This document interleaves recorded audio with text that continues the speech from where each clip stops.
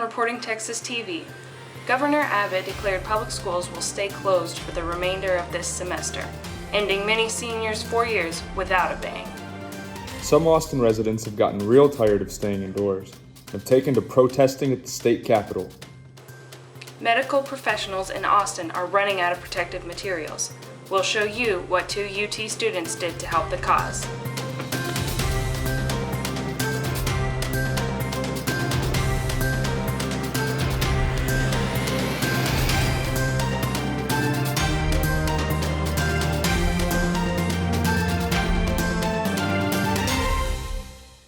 Good evening. I'm Quinn Phelan, reporting from Austin, Texas.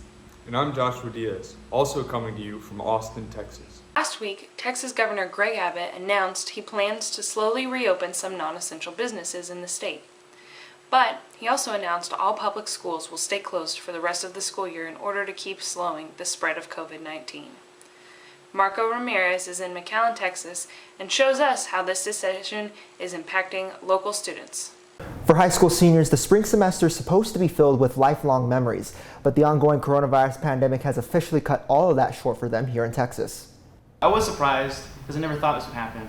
McAllen High School senior Diego Rodriguez was hoping to have one last stand with his school theater troupe before he went off to college. But as he went into spring break, his plans were put on hold. It became very real because they were pushing it back like, oh, we go back to school in 2 weeks, and then 2 weeks later we go back to school, and they keep pushing the deadline. So they're giving us some hope, really. But that hope ran out when Governor Greg Abbott announced all classrooms across the state of Texas will remain closed for the rest of the school year. I felt kind of like a rug was taken out from under me because at least we had that hope of trying to go back to school. But when the announcement came out, it was like, oh, the year's lost for us. So that was kind of disappointing. School athletics has also taken a big hit from this pandemic. Senior Aaron Nixon lost his chance to play his final season for the McAllen High baseball team. I mean, that was going to be an awesome season to have, and just spending time with my friends that I've known since kindergarten. But even though Nixon won't get to make the last home run with his friends, he believes canceling school was the right call to make. It's definitely a bummer. Like, I really wish I could finish my senior year, but I mean, I just wouldn't want anybody to get sick and like really die because like we want to go to school and want to spend time with our friends. I mean, that's kind of selfish. For now, Nixon plans to do his part by staying home. I'm just trying to think positive right now and control what I can control and just stay positive with me and my family and try to spend time with them right now. As for Rodriguez, he hopes these restrictions will stop the spread of COVID-19 soon so he could experience his first year of college in person. You know, high school got taken away from me, but I don't want college to get taken away from me either. As for graduation, McAllen ISD has not canceled their in-person ceremonies. The district has made a tentative graduation schedule through August. They will continue monitoring the outbreak to determine when they could celebrate in the summer. In McAllen, I'm Marco Ramirez, reporting Texas TV. Schools around the nation are learning how to deal with the switch to online classes. Lubbock ISD found a creative way to stay connected to their students through the closings. Mason Carroll has more on the story. We are disappointed that we will not be together this school year, but certainly understand his decision. Governor Greg Abbott announced Friday that Texas schools will be closed for the rest of the school year. I know it's necessary, and I'm thankful that those making the decision have everyone's health in mind first and foremost, but it's sad. One major issue for the switch to online learning is lack of technology and Wi-Fi. San Antonio ISD has lost contact with over 9,300 students since March 16th and has started handing out Chromebooks last week to help. Lubbock ISD gave Chromebooks to all 2nd through 12th graders before spring break and has made contact with over 99% of their students. We did it before we really knew what was coming. We just knew that in order to be prepared for something so that we at least had some hope. One way LISD is helping their students connect to the internet is by turning their high school parking lots into Park and Learns. Here, students can connect to the school's Wi-Fi and learn from the parking lots. We are a district that over half of our students live in poverty. So we want to make sure that we're providing enough support. The district also gives a lot of credit to teachers who reach out to students at least once a week. And they have absolutely knocked my socks off with their efforts to connect with kids. Ann Archer says she misses seeing her students every morning, but wants them to know they're all in this together. We are going to all be together again very, very soon. But in the meantime, we're going to make the best of it. Mason Carroll, reporting Texas TV. LISD families can also apply to get Wi-Fi hotspots and Wi-Fi jetpacks in their homes. First graders received their first Chromebooks this week, and kindergartners were already working off of iPads. If you've lost count of how long quarantine has lasted, you're not alone. After nearly a month of staying home, protesters across the country gathered at state capitals this weekend to say enough is enough. Our reporter Haley Pevsner has more on the story. Despite statewide stay-at-home orders, Texans took to the streets to protest Governor Greg Abbott's recent plans to restore the state's economy. Several rallies took place in Austin over the weekend to call for a more immediate reopening of Texas business. Just a day after Governor Abbott announced the plan, hundreds of demonstrators defied social distancing guidelines to gather at the state capitol for a You Can't Close America rally. Austin bartender Dave Luttrell, who attended the rally with his 6-year-old daughter, said the pandemic caused him a drastic cut in work hours and wages. We should do what we can to protect the vulnerable. But I don't think that we should close down all of society. I'm more afraid of the government tyrannical response to this than I am a potential pathogen. Governor Abbott introduced the first phase of the plan this week. Monday's reopening of state parks was followed by loosened surgery restrictions at medical facilities. And on Friday, retail stores would be allowed to provide to-go product pickups through home delivery or curbside sales. From Dallas, Texas, I'm Haley Pevsner, reporting Texas TV. Learn how a team at UT is using cell phone data to predict the spread of COVID-19. And stick around to see how the Blanton Museum is bringing art to you.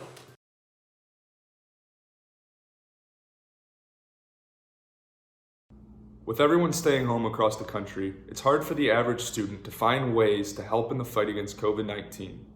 Reporter Ryan Chandler from Austin, Texas, highlights a Longhorn-led program that's bringing support to medical workers on the front lines.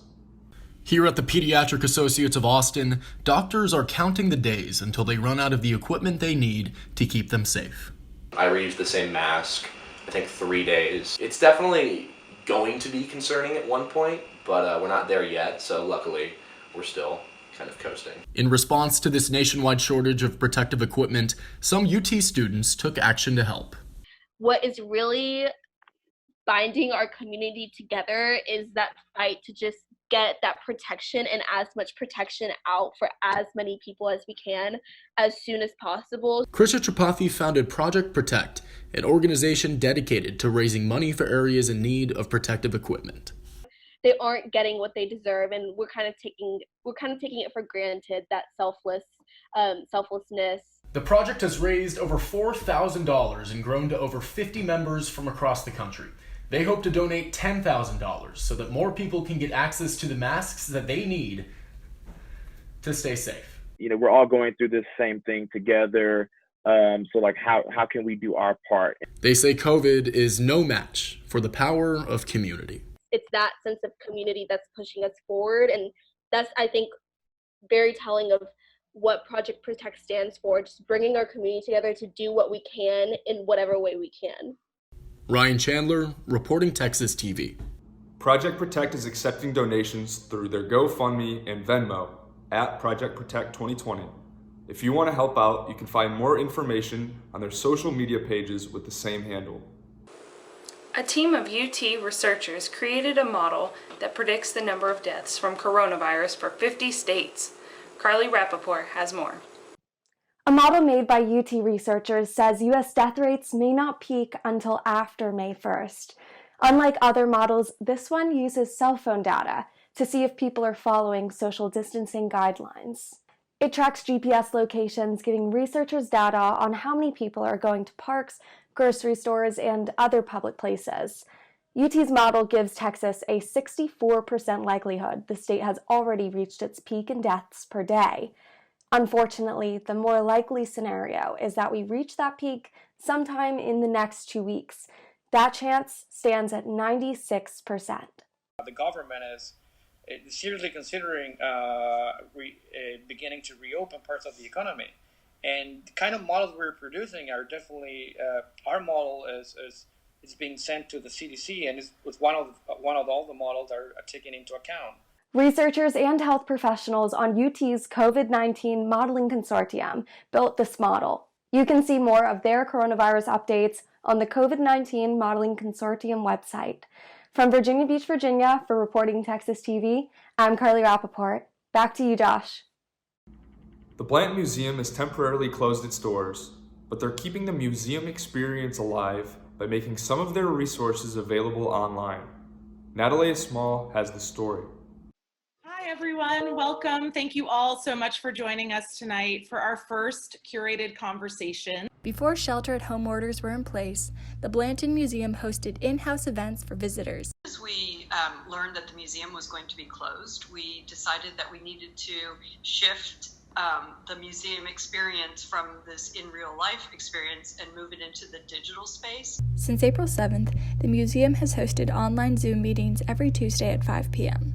The Zoom meetings are available afterward on YouTube. During the meetings, known as curated conversations, attendees watch a presentation by museum curators and ask questions using the Zoom question and answer feature. We were trying to figure out a way to mash up our programming where we have the art talks with our curators or other Blanton staff or artists, and then this idea of a happy hour. When registering for the online event, attendees are presented with cocktail and mocktail recipes inspired by the conversation topic. While drinking is not required, people are encouraged to relax and enjoy their favorite beverage while participating. It's been very comforting to have all these ways of being in touch. Veronica Roberts is one of the museum curators who hosted the first curated conversation about Ellsworth Kelly, the artist who designed the iconic Austin building at UT. It was kind of a behind the scenes and ask us any questions. Independent video producer Karen Jacobs attended the second curated conversation on April 14th. I love museums, but I can never go to any of their tours or talks because I have a really busy life. Turns out the online event fits into her schedule. It went really fast. It was very succinct and interesting. Natalia Small, Reporting Texas TV. To learn more about these offerings or watch past curated content, you can visit the Blanton Museum of Art webpage and search for Museum from Home. Get ready to break out your flip-flops and possibly even your sunscreen for sunny days this weekend. We'll give you a more detailed forecast shortly. See which Longhorn football players are hoping to hear their names called in tonight's NFL Draft.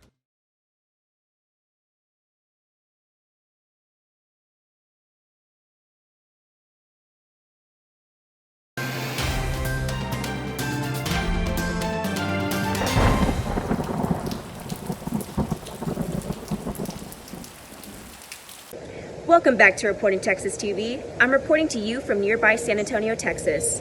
Yesterday was a cloudy day filled with thunderstorms and rain, but we can expect lots of sun for the rest of the week there in Austin. Today you can expect lots of sun with the high around 90 degrees. Tonight we'll have clear skies and a low around 60 degrees. Friday you can expect more of the same with lots of sunshine and high in the 90s. Our forecast suggests mostly clear skies in the evening with a low around 60 degrees.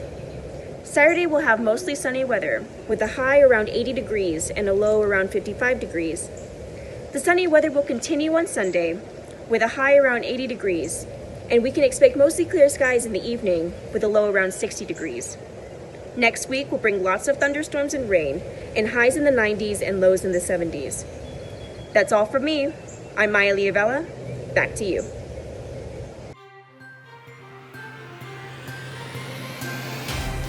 Michael Jordan released a tell-all documentary, and the NFL Draft begins tonight. Get ready with Danya Allen. In search of a new way to pass the time? Starting your own garden might be the hobby for you.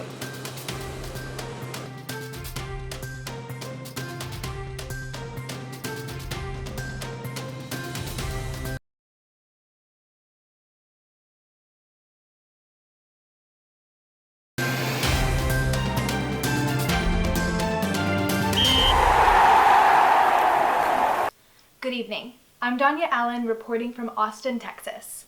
The NFL Draft first round is live at 8 p.m. tonight, despite the cancellation of all its Las Vegas events. Several Longhorns have solid shots as draft prospects. Brandon Jones is a third-round prediction because of his ability to get from sideline to sideline, He's projected as a potential starter at strong safety. Wide receiver Devin Duvernay's incredible speed and average 6.9 yard after a catch lands him at a prediction for the 4th round, which would make Duvernay the first wide receiver from Texas selected since 2013. What wide receiver Colin Johnson lacks in speed, he makes up in height and consistently wins 50-50 ball battles. He's a predicted pick for the 5th round. Finally, lineman Malcolm Roach is trending for the 7th round in the defensive line. In addition to the virtual draft, the NFL is hosting a live stream fundraising event on their social media channels featuring Rich Eisen, Deion Sanders, and Kevin Hart. Texas women's basketball's new coach, Vic Schaefer, announced 3 additional signees to the Longhorns' 2020 recruiting class, including 6'2" forward Dayona Gaston, the 90th ranked prospect in the nation, 6'4" forward Lauren Ebo, Penn State transfer with 2 seasons of eligibility, and Duke graduate transfer point guard Kyra Lambert, the number 9 prospect in the 2015 class. With all live sports, including the NBA playoffs canceled or postponed, fans got a huge and welcome surprise from ESPN Sunday. The first 2 episodes of Last Dance, a 10-hour documentary about Michael Jordan, aired. The series focuses on Jordan's final title, the 1997 through 98 season. Our biggest challenge is us. I am cursed with this mentality of competitiveness. Competition was an addiction. Every day was a battle. Dennis, get up here. Boom. They don't hear it, see Dennis for 48 hours. No matter what we did, it seemed like it was a story. Scotty was being selfish. When the trust is broken, it's sort of shocking. I never hated Scotty. 6 championships in 8 years. We were the greatest team ever. The 10-part film will be shown in 2-hour blocks for the next 4 Sundays. To catch up on the first 2 episodes, it's on the ESPN website and streaming services like Sling, YouTube, and Hulu. Austin FC is partnering with Yeti to raise $27,000 for the Central Texas Food Bank, saying they will match every dollar raised up to that target amount. They say $25 can provide 100 meals. For more information, go to the Austin FC Facebook page. Back to you, Quinn and Josh.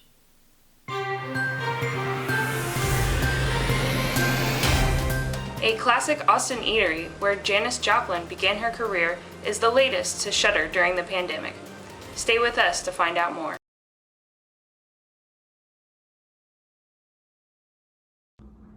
Some people are trying to pick up new hobbies with their free time. One in particular reminds us of another national crisis. Elena Hayden will explain why from Houston, Texas.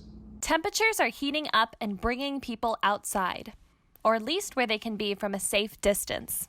Gardening has become a popular national pastime to those with a love of outdoors and nimble hands, such as Glenda Arnett.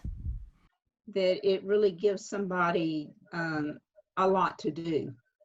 And I think we need to be occupied during this particular time. We don't need to just be sitting on the couch and watching TV or playing video games or whatever. And, as it turns out, Glenda is not alone. Across the country, new backyard gardens are sprouting. It's led to a national shortage of seeds, according to NPR. Guy Cagle has been gardening for over 25 years and has learned a lot through trial and error.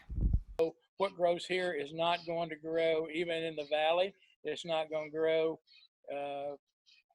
Missouri. It's not going to grow in Maine. So you have to really watch. Gardening during the pandemic brings us back to another difficult time in our country, World War II. Victory Gardens were meant to create fresh produce when rations were short and life was uncertain. Living History Farm reported over 20 million Americans answered the call to harvest over 9 million tons of fresh produce. Go back to the old Victory Gardening. Go back and read on that. Whatever you grew, that's what you ate, because everything was rationed then. So hopefully we won't get to that point where we have to ration all of our foods once again. But it's good to know how to do it. Let me just say that. As for Glenda, she hopes to grow her tomatoes and take this time to heal. The thing that I've had to do is that since we have this social distancing thing and my children really don't like me to go anywhere, but this year I have planted some seeds and things are coming up, so it's going to be good. Elena Hayden, reporting Texas TV. For more information on what grows well in your area, you can visit the Old Farmer's Almanac online or a local garden supply store.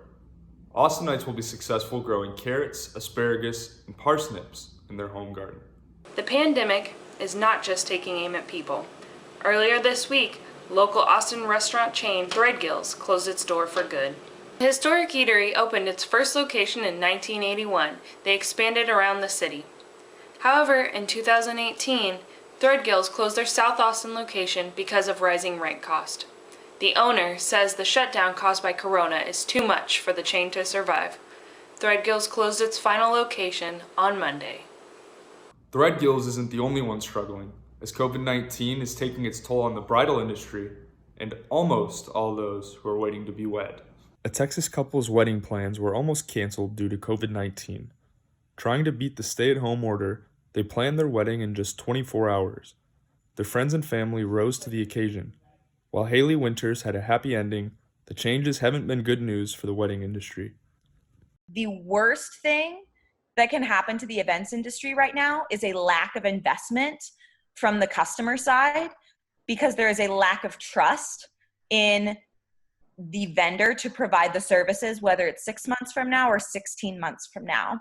Companies like Weddings by Weaver are moving their business online and creating virtual wedding kits to help brides plan through the pandemic.